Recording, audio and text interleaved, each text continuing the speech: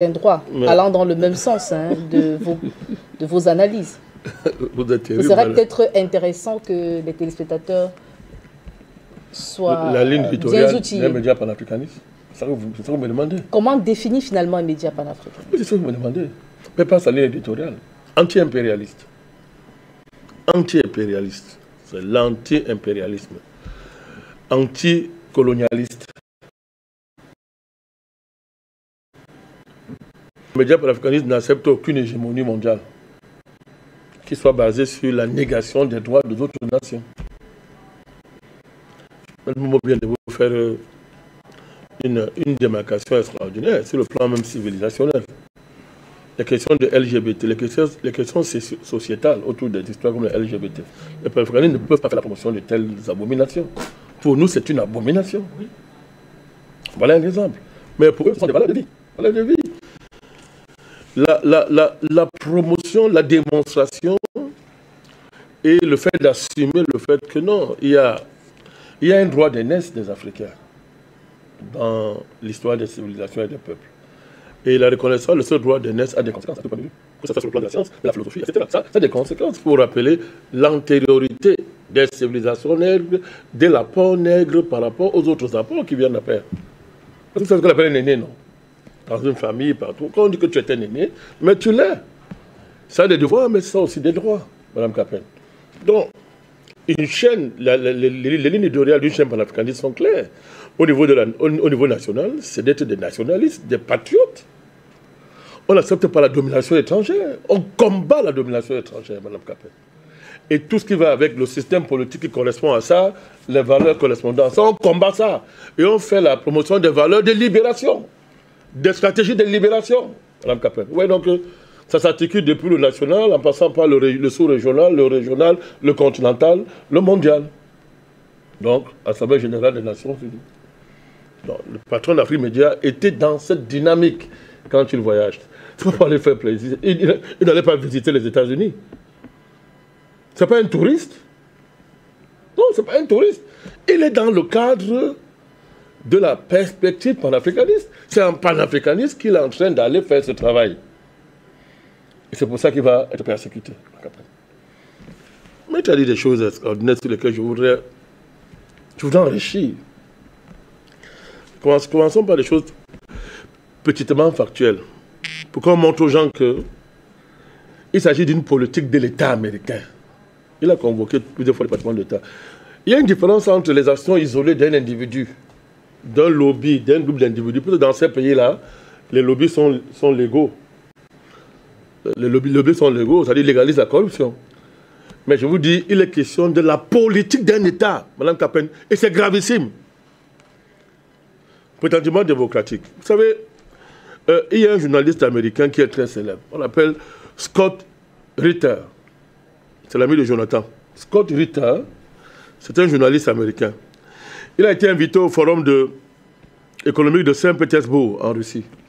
Il s'est vu retirer son passeport américain à l'aéroport JFK à New York au moment d'embarquer. Vous savez pourquoi? On l'a blacklisté pro-russe. Madame Capel, c'est un journaliste américain.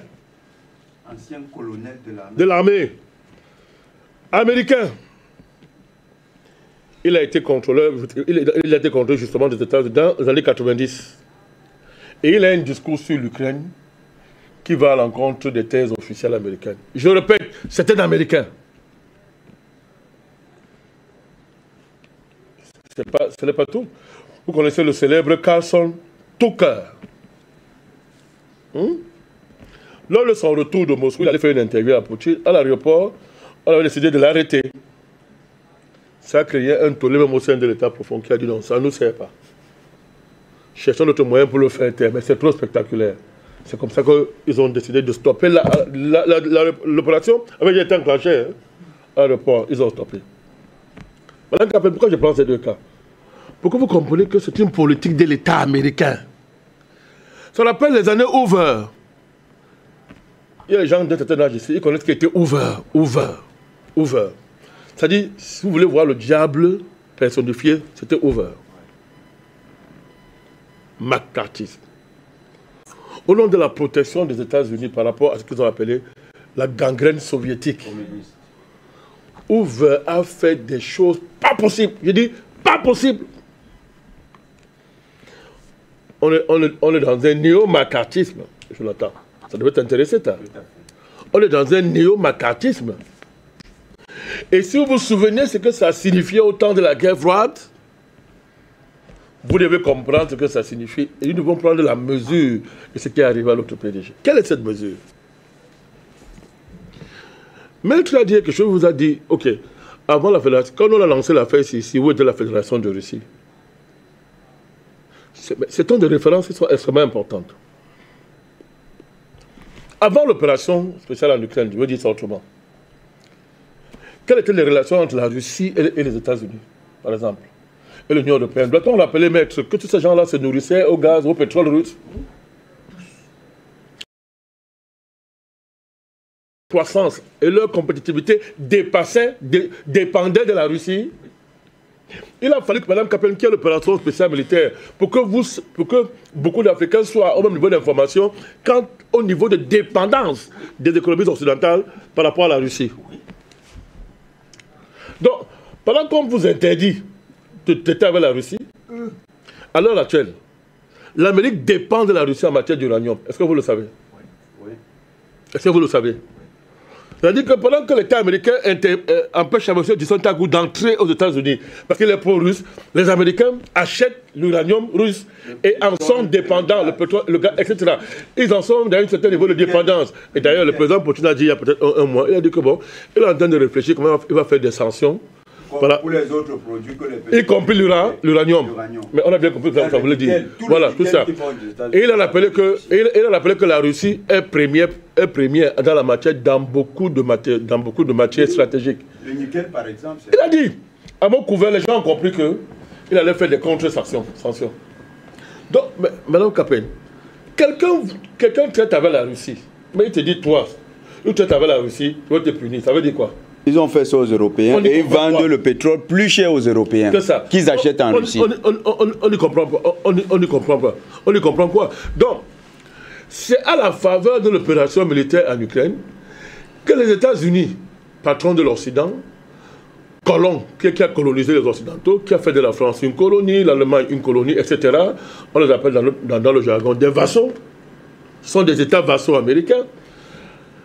Madame Kaplan, avant cette opération spéciale, si vous traitez avec la Russie, vous ne serez pas considéré comme un danger pour les États-Unis. Pourquoi, maître? Là-bas, c'était quoi? Pourquoi donc c'est à partir de l'opération spéciale en Ukraine que tous ceux désormais qui ne se sont pas alignés derrière les ultimata américano-occidentales, que désormais doivent avoir une ligne, un choix en termes de lecture idéologique, géopolitique et géostratégique du monde, qui pourrait se rapprocher des positions russes, fait de vous un pro-russe extrêmement dangereux pour les États américains. Cette question-là, il faut la creuser, Mme Kaplan. Et je suis obligé de m'arrêter un peu par rapport à ça, pour qu'on comprenne très bien les enjeux. C'est-à-dire que, tant que Poutine n'avait pas réagi par rapport à ce qu'on appelle la progression intensive de l'OTAN vers l'Est, cette progression était normale, était une bonne chose, Mme Kaplan. Or, ce n'était pas une bonne chose, puisque le but c'était quoi? Si Poutine n'avait rien fait, il était question de détruire la Russie en parachevant le processus géomilitaire consistant à faire de l'Ukraine une base militaire anti-russe. Mme Kaplan, c'est ça qu'il s'agit, anti-russe. La question de savoir que, nous, alors que trouvions cette politique normale, elle était normale en quoi? Est-ce que nous mesurions est-ce qu'on mesure les conséquences d'une telle politique? Si la Russie n'avait pas réagi, est-ce que les Africains mesurent les conséquences? Je prends un exemple. Le Covid. Je pense qu'aujourd'hui, le débat est clos sur la question. Le débat est clos. Comme on dit, le roi est nu, ses fesses sont dehors, sa laideur est dehors. On dit chez nous. Vous avez remarqué que Mme Kaplan, quand l'opération spéciale se déclenche, le Covid s'est arrêté sans qu'il y ait cessé le feu. Cessé le feu. Puisqu'on vous a dit que tous les États du monde étaient en guerre avec des conseils de défense implantés partout. Conseil de défense. C'est-à-dire, tous les pays étaient en guerre. Vous avez entendu cesser le feu où il n'y a eu que l'accord de fin de guerre concernant. Donc, par quel miracle intellectuel on transforme les panafricanistes en pro-russes. On fait comment? Puisque nous avons une existence qui est établie très longtemps avant l'opération spéciale en Ukraine. Les panafricanistes ont précédé le monde multipolaire. Ça a été travaillé, annoncé ici, Madame Capen. Vos vidéos sont, vos émissions sont les meilleurs témoins, Madame Capen. Par quelle opération intellectuelle on transforme un panafricaniste, on fait de lui un pro-russe? Par les mécanismes de l'État profond américain, qui ont été les moyens qui ont été utilisés dans la période du macartisme pour transformer quiconque essayait de remettre en cause quelque chose aux États-Unis. On dit tu es un communiste. Et quand on dit que tu es un communiste, on est fâché, tu es déjà un mort, on peut te tuer, personne ne va te revendiquer. Tu es un paria, Madame Capen. Les conséquences sont claires, Madame Capen. Qu'est-ce qui se prépare alors contre les panafricanistes à travers ce que vient de subir le PDG d'Afrimédia? Qu'est-ce qui se prépare contre nous? Observez bien, que ce soit Momo, Ben Momo, Ndouma et Jonathan, nous tous, nous constatons le comportement de nos dirigeants par rapport à de pareilles situations.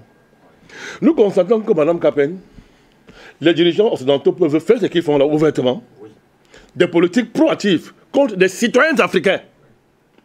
Et les États africains ne disent rien. Laisse faire. Alors que la réciproque n'est pas possible. Madame Capen, si vous voulez tenter, essayez de faire un moindre acte contre un citoyen d'un quelconque pays européen ou américain ici. Daniel qui se balade partout. Vous allez voir la réaction de ce que je viens de vous dire. Non, c'est vrai. Vous allez comprendre qu'il y a une politique, qu'il y a une stratégie bien pensée. Mais pendant qu'un média qui a protégé le continent, qui a protégé, je dis, la plupart des présidents contre des coups de tête, etc. Parce que nous, mais tu sais combien de fois les gens appellent ici pour pleurer, aidez-nous. Et nous, on fait ce qu'on a fait, ils sont sécurisés. Dès que c'est passé, ils oublient qu'on hésite, peu importe, ils oublient. Mais il y a les archives sonores là. Hein. Ces archives sont là. Donc, pendant qu'on fait ça, les États africains ne disent rien. Ils disent que non, c'est pour Afrimédia. Mais c'est l'expression d'une politique américaine qui vise à vous interdire de traiter avec la Russie. Donc, tôt ou tard, ça veut dire que ce qu'on fait, que la fois Justin Tango veut dire qu'on va faire ça à tous les États qui vont essayer de s'acoquiner d'une manière ou d'une autre avec les Russes. À partir de là, je vous en prie, je termine. Ces États-là feront quoi? Parce qu'ils ne comprennent pas que leur sort est lié avec tout ça. Ils feront quoi, Madame Capen? Ils feront quoi?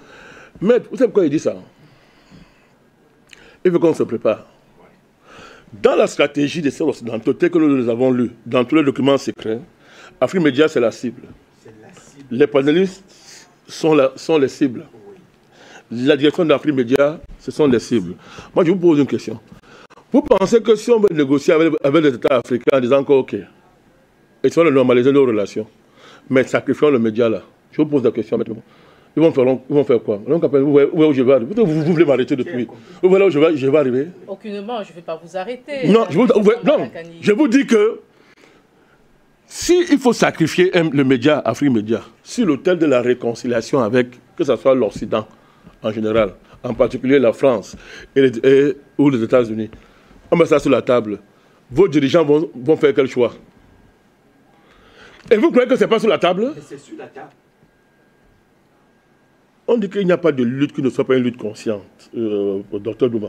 Toute lutte doit être consciente. Ça veut dire que quand tu commences un combat, mesure bien les conséquences que tu as déclenchées. Parce que quand il y aura le retour, ne pleure pas et ne crie pas. Ce qu'au niveau où on est arrivé là, quand vous voyez, les Américains sont en train de vous offrir cadeau 2 places de membres permanents des Nations Unies. Joe Biden, sénile, on a même un sénile consacré comme tel. Même dans son parti, on a dit que tu es un civil. Fou le camp, on a remplacé par une top modèle.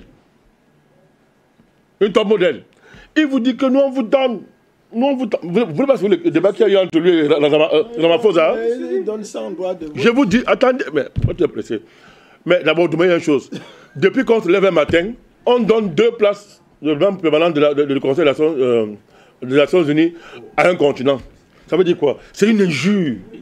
C'est une insulte. Madame Ramaphosa l'a si bien compris, monsieur Ramaphosa l'a si bien compris qu'il lui a dit que, mais attends, ça sert à quoi de donner ça sans droit de veto? Oui. Restez avec ça. Oui. Et que ce Bédan a répondu? Il a été clair, ça va trader.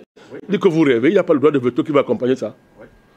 Donc, vous croyez que c'est un Américain? Pourquoi les Américains, un État sauvage, dirigé par des sauvages, se lèvent un matin et disent qu'on a fait une erreur, hein? Vraiment. donnons deux places au Conseil de sécurité aux Africains. C'est pourquoi? Donc c'est comme ça, dans un matin comme ça, Biden s'est levé, il a pensé qu'il faut faire ça. Maître, c'est pour couper l'herbe bleue sur les pieds du panafricanisme. C'est pour éteindre le panafricanisme de Mme Capen. Regardez à quel niveau vous êtes arrivé. Il faut voir à quel niveau ça se situe. Et c'est bizarre parce que les États africains refusent de faire de la géopolitique et de la géostratégie. Ils ne comprennent pas que leur intérêt même est de tout faire, même en cachette, pour que ce mouvement soit encore plus puissant. Plus il est fort, plus eux ils sont forts devant les Occidentaux. Ils font semblant de ne pas voir ça. C'est incroyable. C'est vrai. Ils font semblant de ne pas le voir. Et ils préfèrent donc laisser les Occidentaux s'attaquer à ce qui est le cœur de la géopolitique en Afrique, le cœur de la présence africaine en devenir. Voilà, Capen. C'est ça les enjeux qui ont autour de cette affaire. Je termine. Donc, c'est ce qui te prépare là. Quand vous lisez toutes les plateformes stratégiques secrètes occidentales, Mme Capen, ils sont unanimes sur un point. Il faut tuer le mouvement panafricaniste. C'est clair et net. Ils ne disent pas que tel président nous dérange. Non, non, non. Ils ne disent pas qu'il y a tel mouvement dans la société civile qui dérange. Non, non, non. Ils disent qu'il y a un... Et tous sont unanimes. Des Américains en passant aux Français. Des Français en passant par les Allemands. Même les nouveaux venus comme le Danemark, la Norvège, la Suède, tous ces gens-là, ils sont d'accord sur un seul point. Il faut tuer le mouvement qu'on appelle panafricanisme. Et rappelez-vous pendant les indépendances, maître, qu'est-ce qui a poussé le criminel qu'on appelle le général de Gaulle à convoquer la conférence de Brazzaville? N'était-ce pas les 5 congrès panafricanistes? Mais oui. Mais oui. Et à l'époque, qu'est-ce qu'on avait fait? Il a tué avec la... On avait laissé faire les Français récupérer au Fouet-Boigny. Oui. On cassait le RDA. Oui. Et c'était un certain Mitterrand qui était à la manœuvre. Un homme soi-disant de gauche. Oui. Gauche-droite, c'est la question. Même chose. Maître Momo. Alors Mitterrand l'a fait. On a dit au Fouet, on va te donner la plus belle capitale africaine. Oui. Il a accepté. Ça a débouché, ça a traîné, ça a marché. Il faut aboutir à quoi? À un individu, à M. Alassane Ouattara, qui pose tous les problèmes de la terre à l'AES à l'heure actuelle. Vrai ou faux? Mais maintenant, qu'est-ce qu'on est en train de voir? Vous voyez que ça a changé. Nous voici à la veille d'une libération. On a 2 pas de la libération de tout un continent. Nous avons travaillé pour l'avènement du monde multipolaire. Eh bien, les Américains vous disent, on va casser ça. Voilà. Voilà, Capen. Le panafricanisme a fini, dans une certaine mesure, avec la France. On a battu l'Europe. Puisque Takuba, c'était l'Europe. Oui. C'était l'Europe pour venir conquérir le Sahel. Mais, Madame Capen, quand vous grattez l'Europe et la France, qu'est-ce qui sort derrière? Les États-Unis. Ils sont quoi derrière? Mais docteur Douma, Jonathan, même Momo, le débat est clair. Avez-vous peur de Yusa? Mais voilà, c'est devant vous. La prochaine frontière du panafricanisme, c'est le combat contre les Yusa. Eh bien, nous on dit, nous allons détruire les Yusa. Et ce qui vient d'arriver à Justin Tagou, c'est ça. On vous envoie le message. On va reculer. C'est clair. On va reculer. Jamais. On va supplier les Yankees. Non. Parce que moi, je ne fais pas la guerre. L'Amérique, les États-Unis ont déclenché la guerre contre les panafricanistes. Eh bien, moi, je vous dis, nous allons détruire les Américains. Ils ne peuvent pas remporter le combat contre les panafricanistes. Comment ils ont commencé là? Manoron. Voilà.